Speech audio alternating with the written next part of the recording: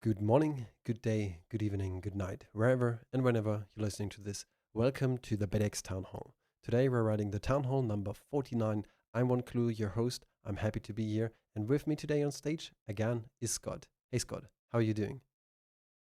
Hey, one clue. Man, good to be here. I'm doing good. It's always lovely to be here on this bi weekly town hall. And for everybody who's tuning in later and doesn't even know what we are talking here about or wants to learn a little bit more about OSMU, the Open Source Miners United community, or in general how mining works, check out osmu.xyz. And if you want to participate in being a part of this community, check out discord.gg/OSMU. All right, that was a breath taker. There are a couple of things we need to talk about, especially security related and just general changes and stuff that's going on. But before we do that, for everybody who's tuning in and is currently live in the audience, thank you guys for tuning in here. For those of you who don't know, these BitX town halls are for you. So if you have questions, you can always come in here and ask them. You can either raise your hand and we make sure to bring you up on stage, or you can use the chat icon and just have a chat because these town halls are recorded and later uploaded to all podcast platforms. So, Scott, let's start with you. What's new? Dude, I just saw Ben ninja launched TLS on public pool.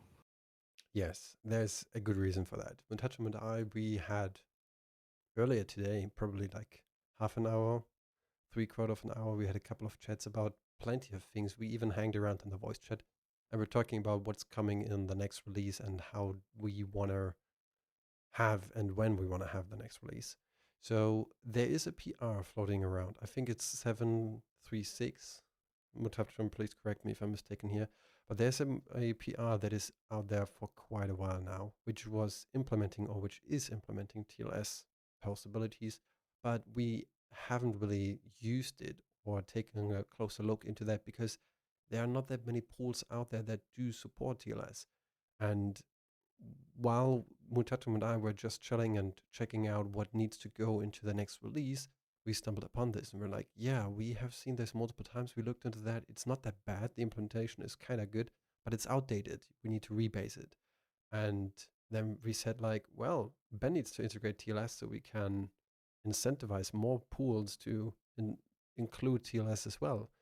It's super weird. I do have this belief that CK Pool also had TLS, but I cannot find anything on his page. So I'm confused because I do have this, like, it's a bad dream that you had, but you don't really remember of that I saw TLS on his webpage, but maybe that's just a flu in my head. I don't know.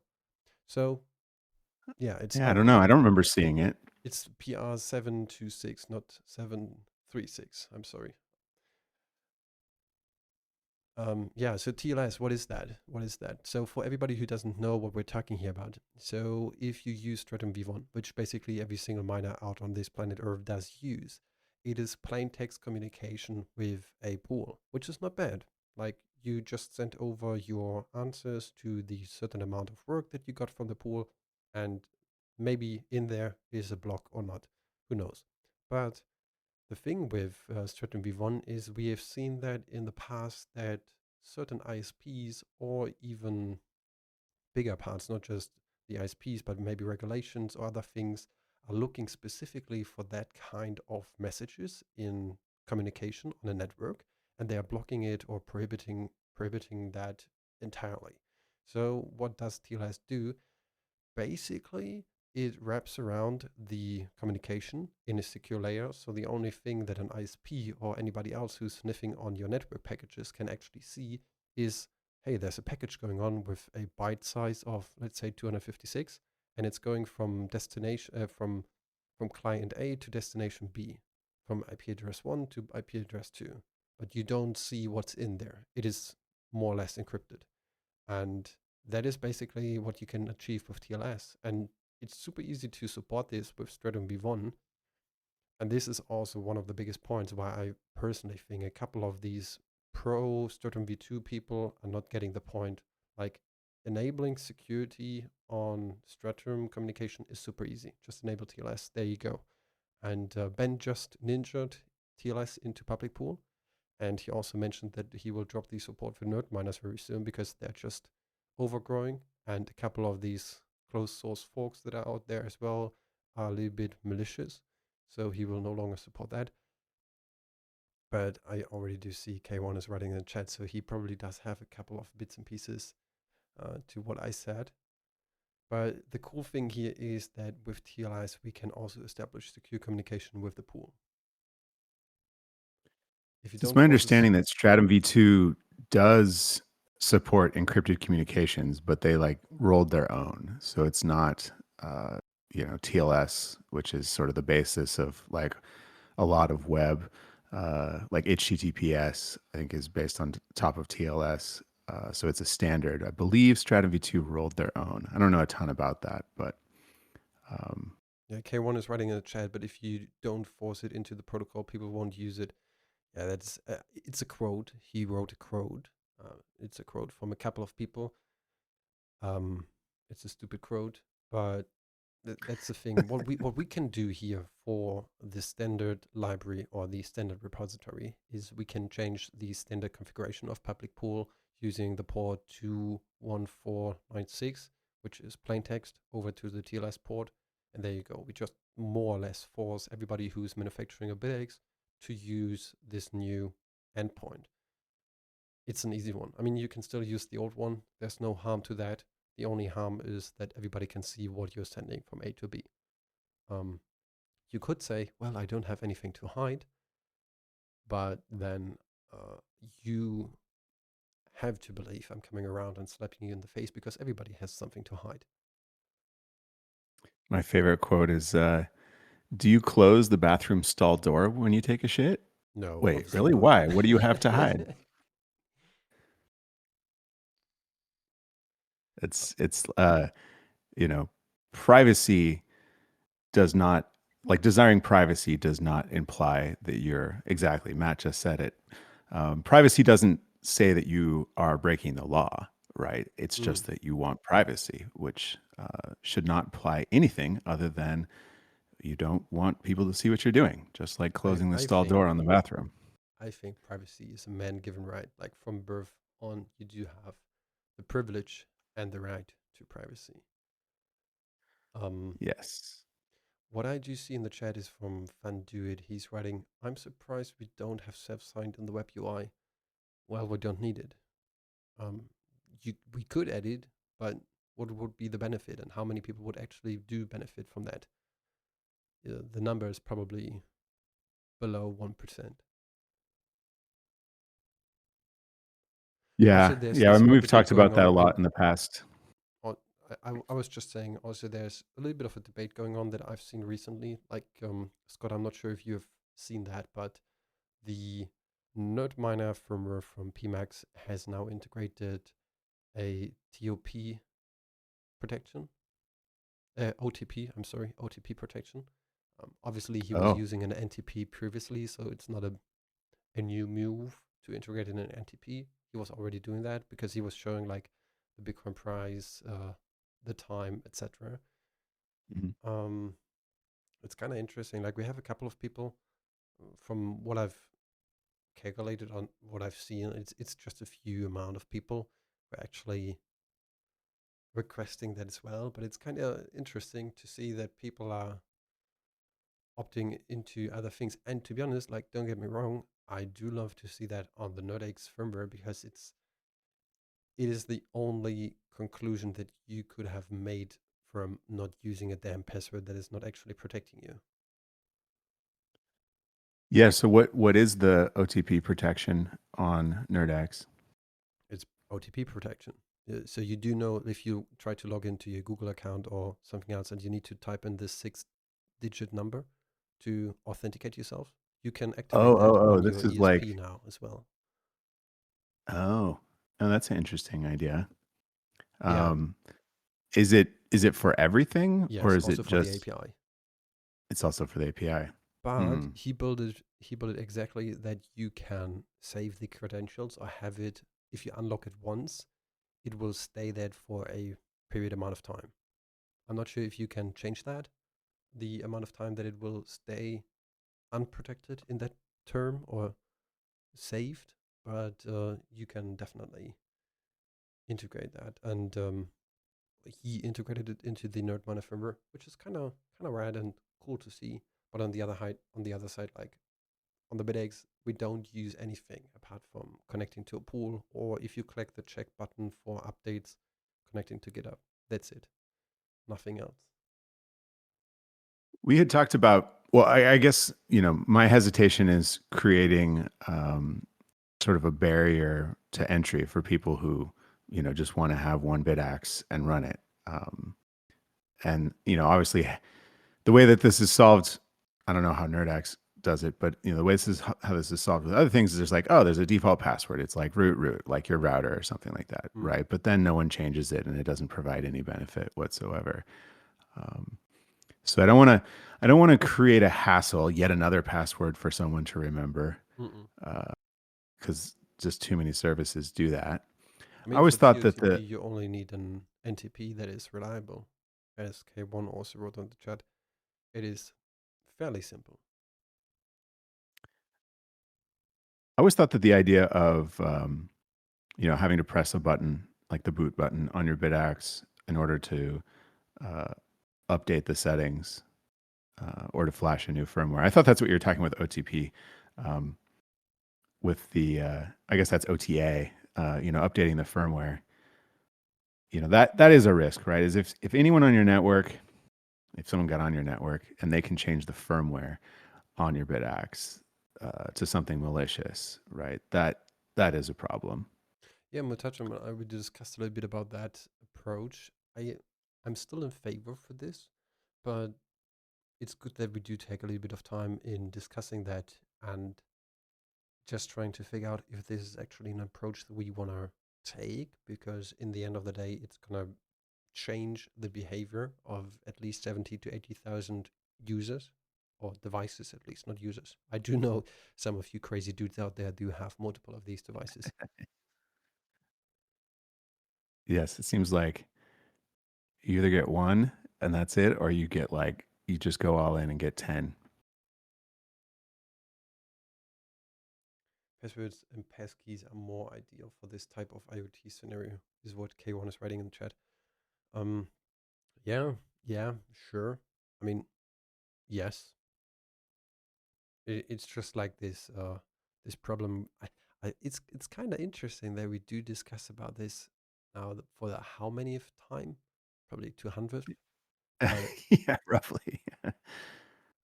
I mean, I'm open for any sort of input. It's like super weird. People want to use this for the wrong approach, I do believe. Like most of them think, well, there's a password, now it's secure. Well, it depends on how it is implemented. We could implement it for everything, but then guess what? Every time you need to change or you change something, like let's say you go into your web interface and you click on settings, and now you changed, let's say, the frequency. All right, you need to type in your password to save that. Otherwise, it won't be written to your device. Okay, now you figured out the frequency adjustment was not enough. Now you go back in there and you want to change the voltage as well. Now you need to type in the password again. Sure, we could add in like a 30-minute timeout of like you only need to put in the password every 30 minutes. But it also destroys all the applications that are currently out there that do support BitX devices via the API. So apps like Hashlink and PyASIC and other implementations that do give the option to control your entire mining fleet via the API will be broken, more or less, or they will also be forced into needing to require this password. It's kind of a trivial and likewise not so trivial thing that probably needs a couple more months to think about and digest, and then come up with a solution that's good for everybody. Maybe we go with a button press and fuck up everybody who's trying to update 20 different devices. Or we go with a password and fuck up everybody who's trying to upload new firmwares to 20 different devices. So we'll see. I mean, I still like just having to push the boot button to update the firmware. Yeah, if you have 20 devices, that's going to suck. Maybe we have a mode, an NVS mode where doesn't require that. But if we just have by default where you have to push the button just to update the firmware, I think that'd be pretty easy to implement, and it would give quite a bit of security because it requires physical access.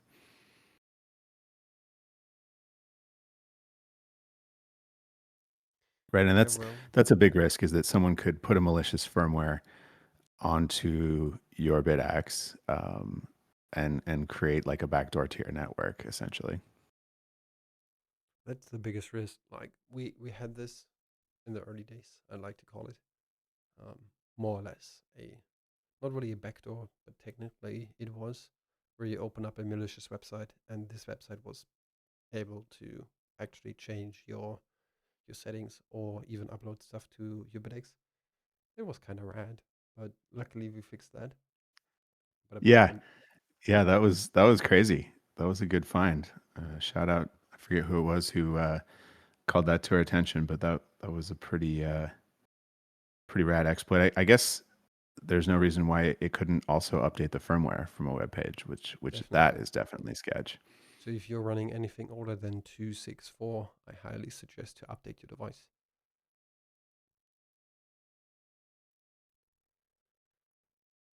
Yeah, well, as I said in the beginning, there are lots of things to talk about, and TLS was one of these things definitely. So it is nice to see, and it's also easy to see how long it took Ben to integrate that. It was like Mutachum was asking, "Hey Ben, do you want to support TLS on public pool?" And he was like, "Oh yeah, it's not a bad idea."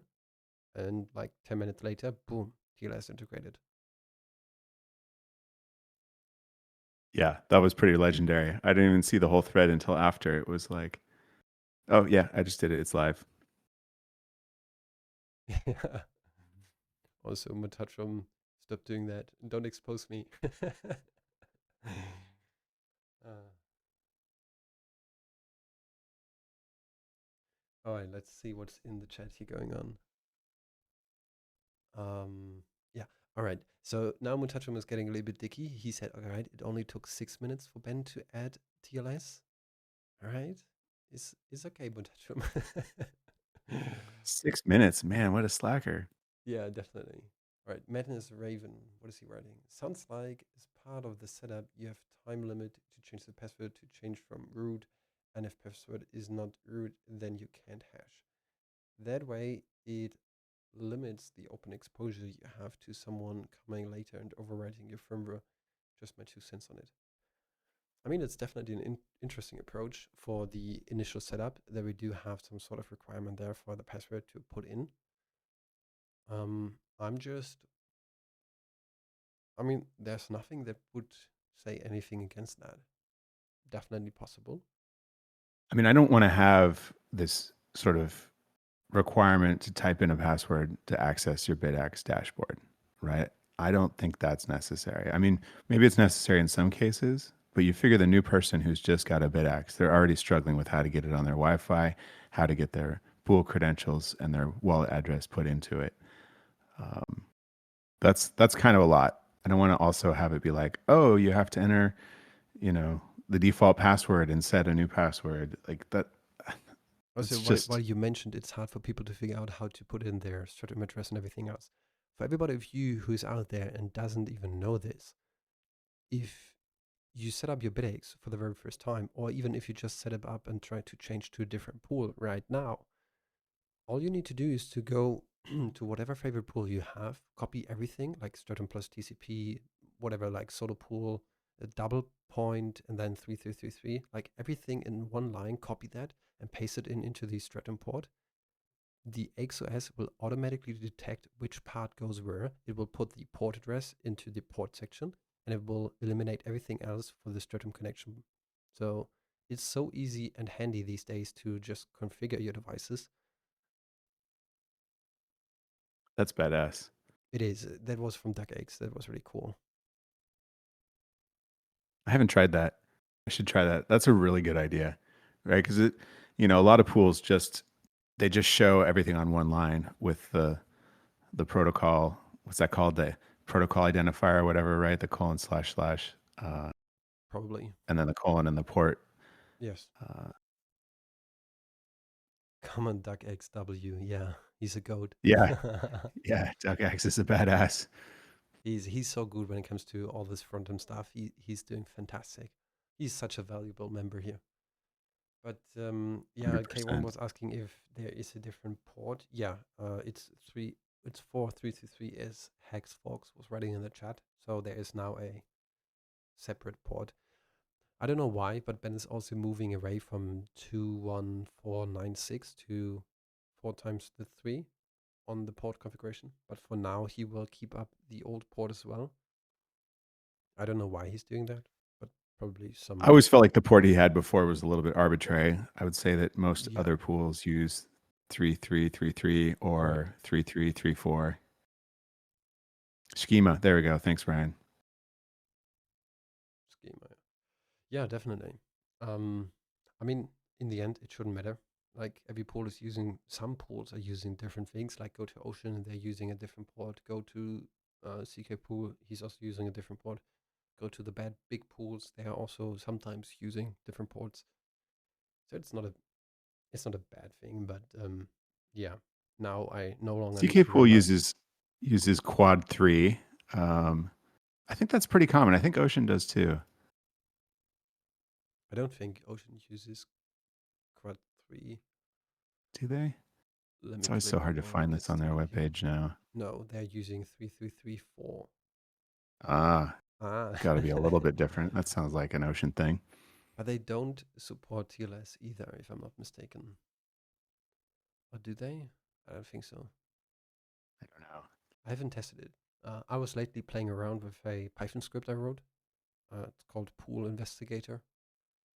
It's also on my GitHub repo just to check out what is actually happening on the block header that you get sent over from, well, on the block template that you get sent over from the pool, and you can read out exactly what's in there, like specifically payout addresses. I was interested in a couple of these pools, and yeah, was just That zipping was around. that was a really fun find. I don't I don't know who found it first. I think it might have been McPie, or I didn't see the whole thread. I think McPie found it first, but there was two pools that he found.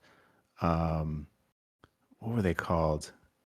Uh, gosh, I can't even remember the name of them now. Hold on, I'm scrolling back. I'm going to find it. Are you talking about these Anyways, there was pools which are scamming people? yeah, Yeah, they claim to be Bitcoin solo mining pools, but they are not even on the Bitcoin blockchain, and they're not solo mining, at least not directly, because they don't add your address. You put your address in as the Stratum user, but it doesn't put that into the block template that it gives you. So it's just totally scammy.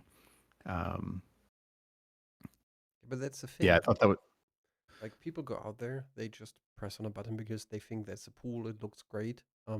Let's connect to it.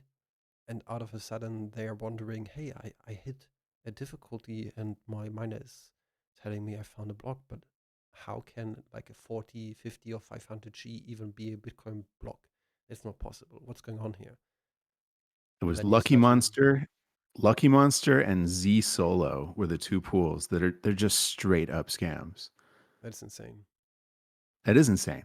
Like, and there's this website that kind of tracks the hash rate of all the different pools, and Z Solo has just a ton of hash rate reported. Right, I think it's like hundreds of petahash, which is totally fake. Right, it's totally fake. They um, McPie looked into it, and it doesn't seem like they've solved any blocks on the Bitcoin chain. So, you know, they they don't actually have any hash rate. I mean, they're not mining on the Bitcoin I'm even wondering, like the mainnet. people that are connected to this pool, did they ever see any payouts? Are they not even wondering what's going on, or are we just wrong here and it's just the solo mining thing that is wrong? Because I do know a ton of pools these days, especially since all these mini miners are out there, like Bitaxe, kind of weird product. I don't know, even know what that is, and a couple other mini miners. a ton of pools are offering this multi-coin mining where they do switch from chain to chain. I haven't taken a look into that really good to give a adequate answer about these things, but I've seen they do offer these kind of multi-coin mining schema shit. I don't even know what that is supposed to mean, but like, do these people even get rewards if they do mine there? I don't want to test it. I'm not spending my money on or my hash rate on such a scheme, but I'm wondering. I mean, all right, so let's, in the hypothetical case that Z Solo isn't a straight up scam, because they only know your Bitcoin wallet address. They're clearly mining on the Bitcoin Cash chain. Um, so I guess in theory, they could, you know, pay your Bitcoin, they could pay the rewards out to your Bitcoin address.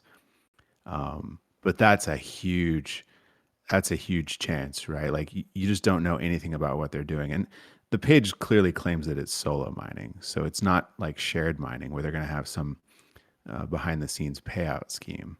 Mm. Because Bitcoin addresses aren't valid on Bitcoin Cash. So, uh, you know, certainly if you end up solving a Bitcoin Cash block, solo mining with them, you aren't going to get directly paid out from that Coinbase. Like they don't have a Bitcoin Cash address for you, so that's not going to work. Maybe they're doing something behind the scenes to like pay you out Bitcoin when you solve a Bitcoin Cash block, but highly unlikely. It's just wild how this is just getting out there and people do it or even think about it and try it and they don't even know what they're doing. And then MagPie and other people are creating these kind of tools. And there's also Stratum.work out there, which is a fantastic Mm-hmm. tool, by the way. And people Yes. just don't get it. They don't even want to look into it or take the time to actually understand what they're seeing.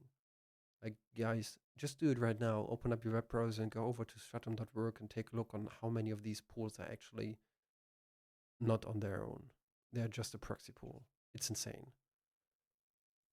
Yeah. I mean, it's good that these tools are getting out there, right? People are getting the word out there about how Bitcoin mining works. The more people that understand how Bitcoin mining works, the more people that can resist these scams or these sort of uh, tricks. Maybe it's not an outright scam, but a trick to make you think you're mining on a pool that's independent when it's not, like Brains Pool, right? Brains Developer Pool is a Argus, by the way, proxy. currently running in the chat, they code it in such a way that it's automatically exchanging for the payment. I mean, how can we verify that? How can we even not verify that? Is it like the only thing we see is the mining notified they do send us over, and in there is not even the Bitcoin blockchain. So how can I trust them? Yeah, how like if you're solo mining and you hit a Bitcoin Cash block, what is the mechanism by which they pay you Bitcoin? I mean, they I could just have some sort of a deal in the background where they do exchange BCH exactly to BTC, probably. Um, but even then, they do state it is a Bitcoin solo mining pool, which yeah, that's the thing, right? It's like okay, so maybe they have some, shitcoin mining scheme where they're going to pay you out like a smaller amount of Bitcoin when you hit a Bitcoin Cash block. But just say that. Like why is there this web page that just says you're Bitcoin solo mining? Like that's not what's happening. That is they're definitely not doing what they say. Okay, so if they have this other scheme that's, custodial and it's not very transparent, but you could at least mention it on your webpage. that's at least what I would expect from such a page. But well, I don't know anybody who's mining to this pool, and I don't even know anybody who ever received any rewards from that. So I cannot verify it. I cannot deny it. I try to stay neutral here, but it is cheeky. I think Ryan has got the message there, right? Mind to your own note. Hydropool is a great new project from 256 Foundation. It's essentially a PPLNS pool, so shared mining that you can run yourself. You can set up your own pools. Um, it's now working, by the way. A few people are using it. I think Ryan got some actual. He proxied it to Ocean and got an actual Lightning payout, so it's working. But you can also run CK Pool on your own node. You can run Public Pool on your own node. Um, you know, and if you want to solo mine, like you're not going to pool your rewards with someone else. It's a fantastic thing to do. Like learn how this whole stack works. Be self-sovereign. Set up your own Stratum server. Set up your own node and mine to it. It's a pretty fantastic experience. Yeah, Hexfox says we should make a list of self-hostable pools. The wiki needs some love. Absolutely. Yes. We would love Hex, to have your please help do on me that. the favor and do some PRs on the wiki.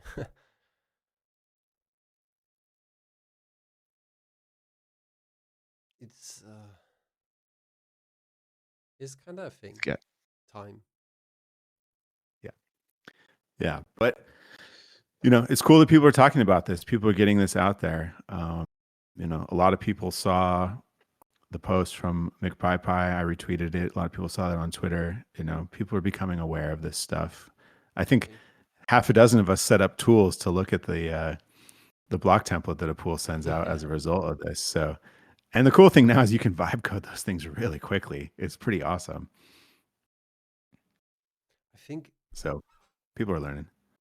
yeah, the thing is, I saw the discussion about that, and I was like, wait a second, I do have a tool that I wrote a while back ago about that, and then I just realized I never published it, and I was like, oh, okay. So I just quickly did. So Owl Surfer says, how do you set up CK pool on a node? Is it not just public pool? So it No, it's not just depends. public pool. No, You can you so can you can roll it yourself, and right? you You can even can. just one-click install it on your Umbrel node. If you do run Umbrel, DuckEggs, he wrote Bassin, which is an app on your Umbrel node. You can just one-click install this Bassin. I don't use Umbrel, so I cannot check it out. Maybe I should get myself an Umbrel node and check it out for this particular purpose. But apart from that, yeah, public pool I've is got an Umbrel available on node all set up. nodes. It's super easy. It's super easy. Just go to their app store, install public pool. Once you have your node um, synced, right? That obviously can take days, but once you have your node synced, you can install public pool. It gives you an IP address. You can point your miners right at it. It's a similar process with Start OS. Like, yeah, do that. That's the easiest way to get going. There's tons of guides out there about how to get Umbrel or Start9 running on whatever hardware you might have, Raspberry Pi, old Lenovo box, new box, mini PC cheap from AliExpress. There's a lot of ways to do that, and then take that down the rabbit hole, and you can get towards setting up your own node from scratch and Yeah, it's super building simple. Bitcoin Core or knots or whatever you're into, and installing CK Pool, Public Pool, But while we're talking about all these bad things that are Hydro going Pool. around there Sorry. and trying to educate the people about this, I think it's also time to talk a little bit about good stuff. For example, the GT, which Oh, yeah. so lately there were a couple of last changes. I also added a couple more test points to it, also bigger ones, so that people might be able to use it without the XT30 connector. But we'll see if this works out or not. I have my doubts, but I just tried, so whatever. I just created a new branch of it, and Ben, as far as I do know, he already ordered the new PCBs and is testing them out. And as soon as they are working as expected, we will release the GT. But the version 800 will not be released. The first official version will be the 801. Yes. Yes. I've got a prototype 801 here on my desk. It is working quite well. Uh, you know, it took us a while. It took us a while to get from to get to 801. So being as it's all open source and the stuff was out there, a lot of people built and started selling 800s, and there is some hardware design problems there. There's a particularly tricky bug with the TPS 546 D24 voltage regulator. Uh, I think we fixed those on 801. So, I mean, unless you want a project, probably don't buy an 800. A lot of people are selling them. They just jumped the gun. Uh, I think 801 is going to be awesome. And of course, 801 is what we'll be focused on supporting with ESP Miner. It's gonna be interesting. I mean, between the A and the S variant of the TPS, are there? I don't think there are any actual registered differences. Are there? Well, I went round and round with TI on this a bunch. Texas Instruments is the company that makes that voltage regulator, and they swear up and down that there is no difference between the A variant and the S variant. But we have two identical boards, one built with an A, one built with the S, and the A, uh, it has some undocumented difference. Clearly, couldn't get to the bottom of what that difference was. It seems to be some slight threshold or tolerance on some of the pins that are used to communicate between the two phases. So what we did with 801 is redid the routing on the signals between the two phases to hopefully fix any problems there. But then also just to be doubly safe, I think just going with the S variant forward is probably a good idea. But that said, the 801 prototype, which was called XXXX, that was built with the A variant and it didn't have the problem as well. But I don't know. I think, assuming availability of the S is fine, I think it just makes sense to build with that. Probably. I mean, in the end, it's kind of weird. And there was the question in the chat: what was the main hardware issue that we had that we needed to troubleshoot? Exactly this, like these buck converters. As Scott said, even though TI was like, no, there are no differences, something was not right there. Like, I'm wondering, would TI even be willing to take a look on the hardware designs that we created and verify or deny any hiccups or issues? That would be insane. I mean, I tried to get them to do it via their like support forum, and basically just got blown off. I feel like TI support isn't what it used to be. I swear, like a decade ago, TI support was amazing. I don't know if they just laid off all those people or whatever, but wasn't able to get any resolution there. You know, to be fair, the PCB routing on 800 uh, for the signals between the two phases of the voltage regulator wasn't ideal. I talked with K1 a bunch about this. We were looking at it. It wasn't right. So we got those issues addressed in 801. So I think it'll be much more reliable.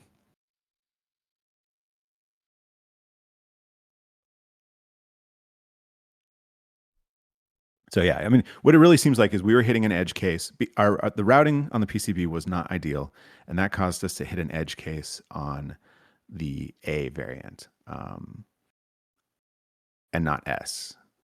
But we don't want to be like right at the edge, anyways. So the right move is to fix the PCB, so we're not right at sort of the edge of what the voltage regulator can tolerate.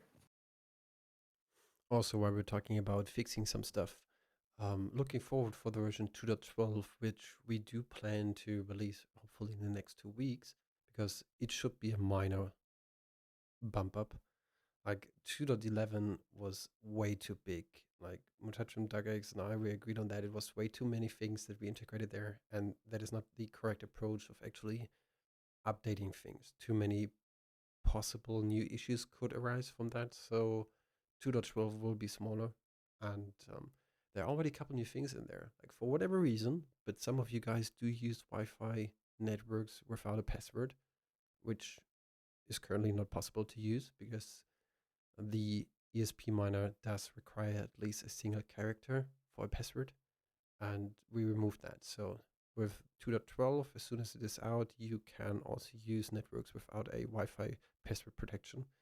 Again, for whatever reason you want to do that, but with that, it's gonna be possible. I don't get it, but That's amazing. yeah, So they're like, oh, I can't input my password if it's 0 characters. Is that was the issue? yeah. Mutachum was also writing in the chat. It somehow broke in 2.10 probably. It used to work. I do remember it that it used to work, but the, yeah, for whatever reason, there was now this new character requirement in there, which I never seen before. So I don't even know. Maybe we should use a git blame on that and see who did that. But apart from that, yeah, it's gonna be coming back or be again available with the next release. Also, like a ton of new other things and minor bug fixes that we do have planned with 2.12. The milestone is still not complete. There are a couple of things. I was primarily also looking in old issues back from 2024 and 2023. I think we have one or two in there that I want to address. So minor things, but good things. And oh, my touch from you broke it. Naughty Oh, boy. Mutacho broke it. That's all right. That's all right. Break it, you fix it. It's fine. Yeah, it's the We had same this thing. amazing bug. Yeah. Remember the password bug? Which one? It was we had a bug in ESP Miner, well, and XOS maybe over a year ago, where if your Wi-Fi password was the word password, Oh it wouldn't yeah, work. yeah, yeah, yeah. That was funny.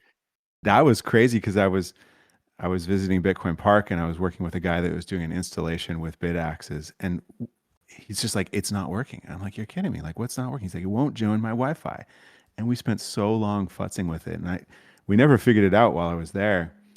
Uh, and then I tried to recreate his exact setup here, all the way down to the Wi-Fi access point, and I was like, "Wow, it's not working for me either when I use your access point."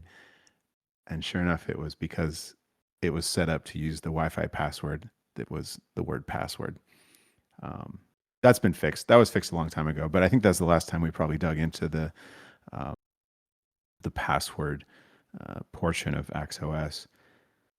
Yeah, I mean there are so many things in XS these days that we need to take care of, especially with like having such nice other people working all around on XS. It's like, dang, like keeping or managing all of that and staying over that and making sure that we don't break other stuff while doing that. It's kind of insane. So I think that is a nice segue for you guys to maybe decide to join the firmware tester role. We do have a channel here in this Discord which is called application, which you can find under administration, and you can just apply for becoming a firmware tester. Nothing fancy with that, but with that you can or you get notifications when we do have a new beta version out there. You can download it, you can install it, and you can report back what kind of issues you found. We have a couple of people in there. I was limiting it in the first couple of months that I was uh, creating this new role to 30 people, but now it's open. The more the better. But people are not really using it that much, or maybe the people that currently do have the firmware testing role are just too busy and probably just doing other things as normal human beings are. So if some of you want to help us out and just check out new firmware, that would be cool if you can do that. But beware, like it's a beta, things could break. This your device will not blow up, but it could maybe if we're stupid. But usually we try not to be. it's it's for testing. Don't just load up all your bit X's and then you know set them next to some oily rags and leave the house.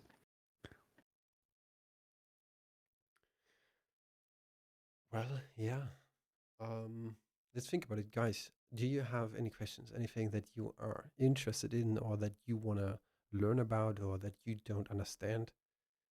Feel free to ask that. We do have this lovely town hall chat here, which you can utilize, or you can raise your hand and come up on stage.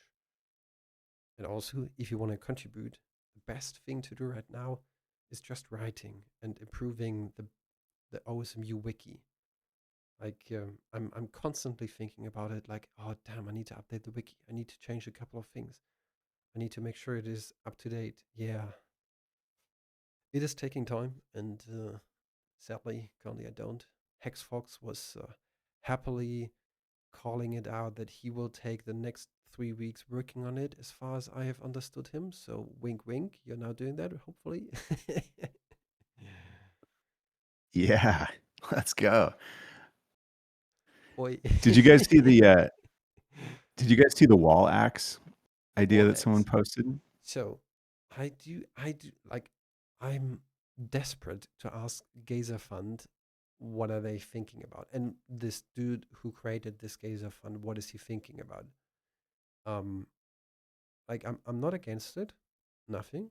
It looks like a cool project. It's like a small 3D printed enclosure that does have an AC to DC converter in it, and you can just plug into the wall outlet your BitX in this enclosure, which is kind of nice and cool. Like I really like it, especially that he added the bit halo to it, so it also blinks. You can basically use it as a night light or something like that. Think about your night light is now mining also Bitcoin. How cool is that? But it, I don't get the scheme it was set up, because in the text of Gazer there was like, well, it's an open source project, but I couldn't find any source, and on his GitHub is no source to it. And then he does have three different uh, destinations he wants to reach, and some of them are like releasing the schematics, or releasing the file for the print, releasing something else. I'm like, huh? What's that? That's not open source. Yeah. Yeah, I mean, I guess we've seen that this a lot is people post these crowdfunding projects where they're like, "Yeah, once I reach my goal, then I'll open source it." I That's think Brains totally even did fine, that but with their then just display. call it like that. Yeah, yeah, I think that's a little bit unfortunate. Uh, but I have been thinking about this sort of AC powered Bitaxe for a long time. I haven't had a chance to do anything. I just posted in chat a AC/DC uh, converter module. It's 30 watts. It'd be pretty neat to build like an AC powered Bitaxe. Of course, once you're dealing with high voltage AC, then things get a little more complicated.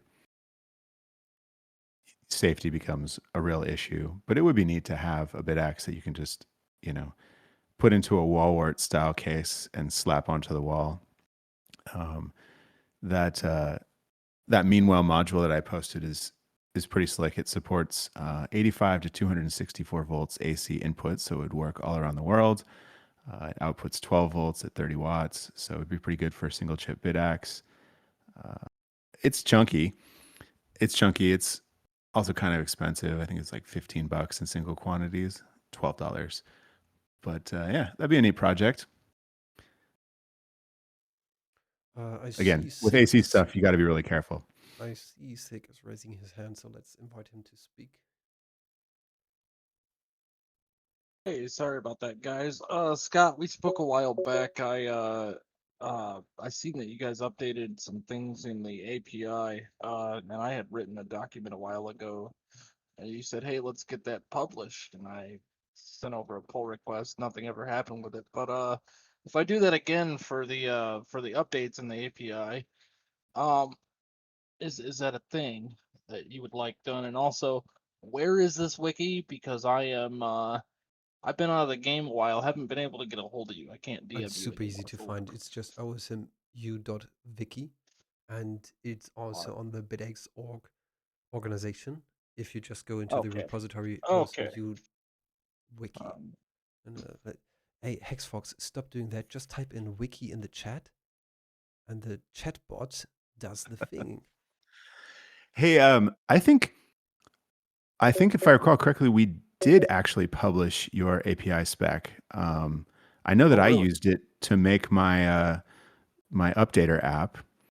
Really? Um, yeah, I yeah, yeah, was yeah. unaware of that. Holy crap. I am so honored. Why? And Um, yes, it would be fantastic. I know it does need to be updated. So if you want to do that, that would be fantastic. Sending a PR is the right way. Obviously, we get a bunch of PRs, but yeah, no I know that we kidding. would Yeah. like to have that. Working through That's one that. thing I that's one thing I like about this project is it's so active and there's so many people that are willing to put time into it. It really has become a beautiful thing. Um, I don't see very many open source projects that have this much love from this many people in a community. Um, so it's just nice to see. And you guys Well, are we're making we're honored to have this many people working on it. It's pretty fantastic. It really is. I gave a presentation on kind of the history of Bitaxe and where it is now, like 2 weeks ago, and one of the comments I got afterwards was like, "How in the world do you have so many contributors? Like, how did that happen so fast?" I don't know if I have a good answer, but WantClue is doing an amazing job at managing this, ESP miner well, and reviewing I people's. I currently have 8 601s and one Hex 303, and they're all on CK. So we'll see what happens. Yeah, Have let's you go. Well, wait, good luck. one quick question. Have you updated your 303 to the latest release of XOS? Because Uh, we mine now was mine support. was mine is Tiny Chip Hubs Yeah. Hex What you can do 303. with the version 2.11, we brought back the 303 specifically. So now you can upload the ESP miner firmware from us to the 303. So it's officially re-supported. No kidding. Oh my Yes. god. I have been away so long. I feel like I'm out of the loop, and I appreciate that one Come clue. back, I man. really We're do. gonna tell you so many great new things that we do have in here. I've been dealing with some life things and just I haven't written any code in probably Scott, I don't even remember when the last time I spoke with you was, but that was about the last time I was active. Well, it's good to have you back. Yeah, we've All right, been working really hard. WantClue's been doing an amazing job on the all right. ESP miner side. Let me pop down. Scott, I don't know if you can send me a friend's request again so that we can speak again, but I haven't been able to DM you, and then I'll see about getting uh getting the API documentation updated. If you could find the link to the old uh the old uh pull request that got approved so I could see it, because I was unaware that it even got adopted. So uh that'd be nice. And I'm gonna go ahead and pop down so somebody else can have some time on the mic, or raise their questions, concerns, whatever, as soon as I figure out where. There it is. All right. So I'm gonna go ahead and pop down, but I appreciate you guys, and it's good to be back. It's Yeah, good good to to have have you you back. back. Right on. Thanks for joining us. Yep. Bye. All right, I do see in the chat here, people writing about USB support, maybe up to 100 watts. Yeah. Power delivery is a thing. Like people are thinking about it. Scott, I don't know. Do you know if the Canon Avalon 3S Nano thingy good thingy, is? Do they have they fixed the USB-C power delivery issue? Because I do remember it. I made a live stream about it. I was disassembling it to figure out a couple of things, and I was serial connecting to it over SSH, which was kind of fun. But we quickly realized that the conductor and a couple other things they used were way too small for this amount of current they are passing through that. So shortly after that, like 2 3 weeks later after my live stream that I did, I was stumbling upon 5 or 10 different Reddit posts of people just claiming their Nano 3S just burnt, and I'm wondering if they fixed it these days. But Well, we were looking at the Nano 3, right? oh sure, yeah, it was the three, not the 3S. I'm sorry. Yeah. Huge shout out to Solo Satoshi, sent me a 3S. I'm going to dig into that pretty soon and see what the changes are. I'm very interested in, because they also released Canon released the firmware for the Nano 3S. So I want to try building that and loading it onto my Nano 3S that I just got. But yeah, needless to say, I'll be opening it up. Hmm. I do remember when you and I we did a live stream about this, but when I was Yes. opening up my Nano 3, like the USB-C connectors on this weird like cantilevered part of the PCB, Mm-hmm. and when I was opening it up, like I heard something be like bink and like fly off the board, and then when I got it finally open, like that inductor just fell off. Oh my It goodness. was it was like super small, like a really small inductor. I don't know how that even works, but yeah, it seemed very precariously placed, not well soldered. Yes, I do have a replacement number. I ordered them. They're on DigiKey. I can try and dig that up and send it to Madness Raven. But yeah, I'm curious to see if any of that's been changed on the Nano 3S. It does seem like it's just from the outside. It seems like it's has some changes. So we'll be digging into that for sure. Well, I would love to get. I want to get is Mujina. Like Mujina should work on the when? Nano When? as soon as we can get around to it. Is there still active Ryan's been development doing a at crazy BT? job on Mujina, getting it working. It does work. It's mining. Is he publishing his commits? Because I think like the last time there was a commit is quite a while ago. Well, he released a developer preview. So if you go to 256 Foundation's GitHub page, Mm, I think it's linked on mujina.org. okay. You can download the code, you can build it, and start hacking away on it. Cool. It's written There you in go. Rust Thanks if I'm for the not link. mistaken, right? What's that? It's written in Rust if I'm not mistaken, right? Yes, it's written in Something Rust. K1 will love.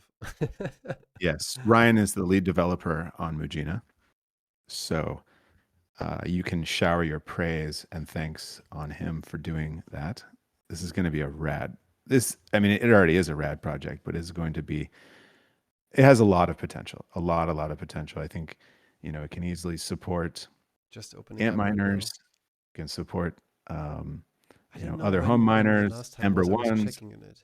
I'm sorry for saying that I had the feeling there was not going that much on lately. Sorry, I Yeah, the interrupted you. developer preview was 2 weeks ago at BTC in Durham. Uh, you know, and he says I push almost daily now, so it's on. Let's fucking go. We need to make Yes, this closed source firmware compatible bros with in the. disbelief. We need to make this compatible with the old S19 hashboards. I have 4 of them laying around, and I have no use case currently. Do it. Yeah, I mean those old I don't know Rust, man. control boards. The processor on there is not exactly easy to work with, but in theory you could make an image with Mujina. It would be, you need to modify it to have the pinouts. Which pins are the hashboard data connectors on, I2C, power supply, all that good stuff. But that would be a Isn't pretty it righteous that hack. on the newer control boards from Bitmain they even lock down the writing possibility? They do. They do. Yeah. This is, in my mind, one of the bigger scandals from Bitmain. Obviously, they've had Ant Bleed and ASIC Boost scandals in the past, but the Secure Boot thing is bad news. They use Secure Boot on their control boards to make it so that it is very difficult, borderline impossible, to load your own firmware on there, and that's an ongoing attack on decentralized mining. So what's So Mujina's plan on using? Like probably a self-created control board? yeah, I think that's the way to go.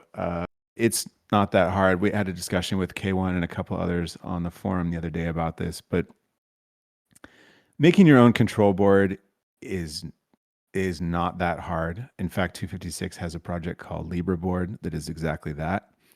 I started a project that hasn't been finished called BitCart. That's a Raspberry Pi control module, similar idea to LibraBoard.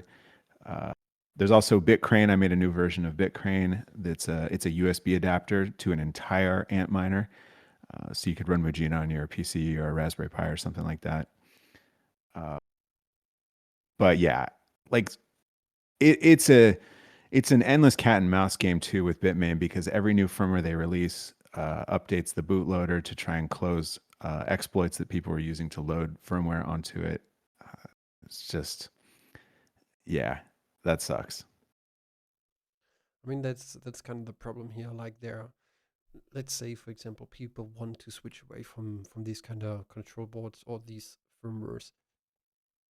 There's not really a good solution. I mean, I do know that Brains, even though they are also closed source in that end, but they figured I'm for the S21 Pro, I think they also do have a firmware which you can just load on the N control board. Yeah, it's a big game by these third party manufacturers because they need to support the latest amp miners. But the first thing you have to do to support the latest amp miners on stock control boards is to crack the latest, secure boot implementation. And It's so weird.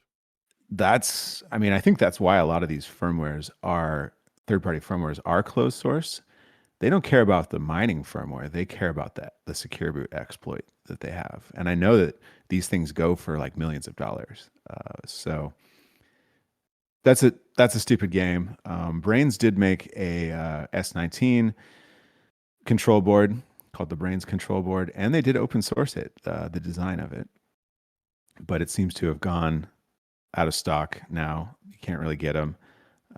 They have committed a couple of them to 256 Foundation. So if anyone is really interested in getting hardware and playing around with that, I let was me chatting or Eco or someone know. with the devs about this because they do have a page for these, even for the firmware that you can load on them. But the instructions are so poorly written. I was like, dude, I don't even understand that. Like, please write up a guide that is understandable, at least somehow, without needing a degree in understanding gibberish. I mean, I think that's where we come in, right? Is we got to figure out how to do this and then publish like, a way for mere mortals to actually do it. Yeah, yeah. This kind of thing that you need to do that. But well, nobody said it's gonna be easy to decentralize mining again. That's right. That's right. No one said it was going to be easy, but we're, you know, OSMU 256, everyone here who's working on this stuff, we're moving ahead at an amazing pace. There's more and more people interested in this every day. So it's happening. Definitely. With that, let's quickly take a look if you do have some questions in the chat.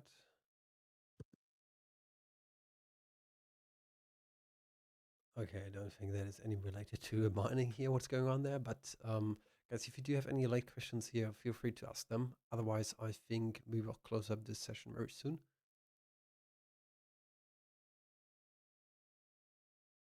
Let's see. Also, Hexfox, for you, I'm really looking forward to see some pull requests on the wiki.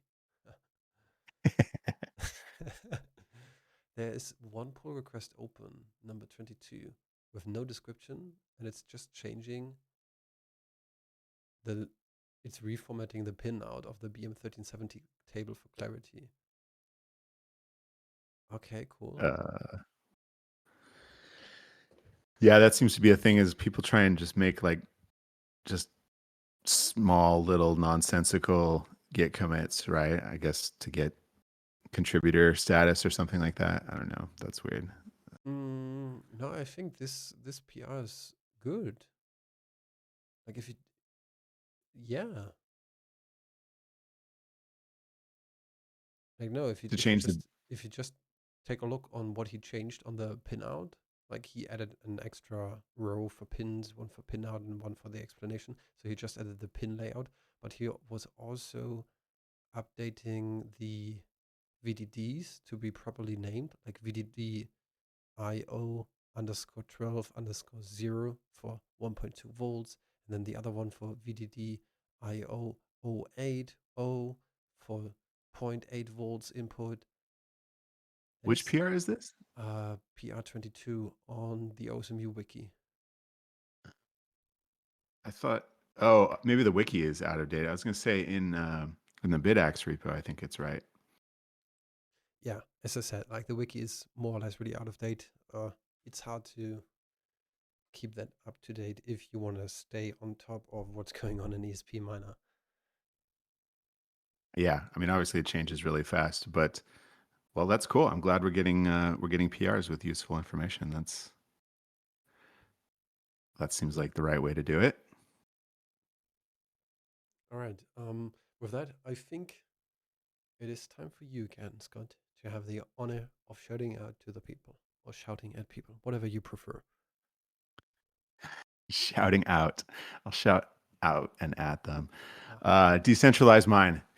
Uh, good to see you. Thank you for doing the unauthorized live stream of Mars and WantClue and Duncan's fantastic presentation at by the way, if you Amsterdam. didn't That know was that, cool. it's uploaded to YouTube. I just copied down. I ripped it off of BTC Amsterdam's YouTube channel. I just uploaded Yeah. it to my canal as well. Well, I already watched it. I already watched it. Thanks to Decentralized Mind. It's fantastic. But yeah, I guess if you want to go watch the official one, you definitely should. WantClue absolutely kills it on stage. That was a fantastic, fantastic panel. Yeah. And obviously, Decentralized Mind is working on all kinds of cool stuff. I hope that you are getting your toaster oven set up. That is the way to go. Fun do it. You always thanks for being here. Thanks for joining us. Always posting interesting stuff for us to read on the OSMU. Keep hacking on this stuff. I hope we get some more Bitaxes. He says, LOL. Yeah, don't stop. Don't stop. We got Matt from Solo Satoshi. What's up, buddy? Thank you for all your support. I hope you survived a wild and crazy Black Friday with sales. It seemed like you guys were busy, but in the best kind of way. So that's cool to see. Thanks for joining us, homie. Kakawala, dude, I haven't seen you for a while. Good to see you. I appreciate you helping people who are building their own Bitaxes. For those who don't know, Kakawalala has a very hard to say name, but also is got a really good handle on how to diagnose problems for Bitaxes that you have built yourself. I believe he has built like 1 million roughly himself and has them hanging from the ceiling. So good to see you. Thanks for joining us. Thanks for hanging out in the forum and helping out people. Developer Algo, what's up? Good to see you. Long time Bitaxe open source mining fan, builder, and hacker. Mutatram, the how should we say? It's the superstar, the rock star. That's what we call them, rock stars, right? Rockstar, ESP miner developer. It was pretty cool the other day. I was talking on Twitter, and it was someone. What was the issue? It was, we should add wallet, parse the wallet address and show that in AxOS. So people can tell if it's in the Coinbase. I was like, man, that'd be a rad thing to have. And then Mutatram was like, oh yeah, I've been working on this for days already. Here's the PR. It's like, let's go. Mutatram is a rock star. Sick, good to see you. You changed your username and icon, right, from what you were before. That's why I don't recognize you. But good to have you back. Let's chat. Ryan, hey, what's up, buddy? Good to see you. Ryan is, of course, absolutely killing it on the Mujina front. Mujina is going to change the world via open source Bitcoin mining firmware. That is an absolute fact, and good to see it coming along. Good to see that it's working with Hydrapool. Yeah, Ryan's doing some fantastic work out there, if you don't know. So check it. Matt says, the founder of Mining Disrupt wants to focus heavy on the Bitaxe and home mining. If you can make it there, please do so. We are changing the status quo. That's rad. Okay, you posted the link to the one in Miami. That's huge. I feel like Mining Disrupt has always been this like trade show for proprietary Bitcoin mining and a bunch of shitcoin mining too. And so while it's like heavy duty focused on this industry that I love, which is Bitcoin mining, it's always like, it feels like we're kind of just in the shadows there, like being like, hey, yo, have you all heard about open source? But it's cool to see that changing. Bitmain doesn't want to be in the same building with all of us anymore. Really? Whoa. That's huge news. Dude, at the previous mining disrupt in the beginning of this year, the one in Florida, I was I was on a fireside chat with BTC Sessions on the stage, and I just, like I normally do, started ripping on Bitmain. But their booth was right next to the stage. Their like huge booth was right next to the stage. So maybe they heard and didn't like it. That's awesome. Hell yeah. All right, continue to go to my list. Hunter, what's up, dude? Good to see you. You're killing it. You're killing it. Keep killing it. Also, I want some barbecue soon, please. Let's see who we got. Hexfox. Obviously, Hexfox is a. What is this icon? It's so small. All right. Hexfox, dude, you're an absolute legend. We love you. Keep doing crazy ass stuff. Contributing to ESP Miner. Love it. Would love to have you working on the wiki. Obviously, needs a bunch of help because things move so fast. But yeah, appreciate everything you're doing. Absolutely. K1, whoa, dude, you made it to the end of the show this time. I feel like normally you're here and then you bounce and I don't get to shout you out at the end. But yeah, for those who don't know, K1 is an absolute gigabrain and is helps out a ton on all aspects of Bitaxe and open source mining, and is doing some absolutely fantastic stuff. Yes, K1 is the go. That is fact. Good to have you here, buddy. Thank you for everything that you do. PMax. Oh man, we got these two legends right next to each other. PMax, obviously a badass. He was responsible for the most fantastic open source Bitcoin miner of all time. I mean, NerdQX is rad. People are loving it. You made that. You're dedicated to open source. I don't know if there's anything better than that. That's so rad. So keep doing it. Keep it up. It's fantastic stuff. And yeah, thanks everyone. Thanks for joining us. Appreciate you all, and keep up the good work. So with that, thanks for joining in here, and see you again in 2 weeks.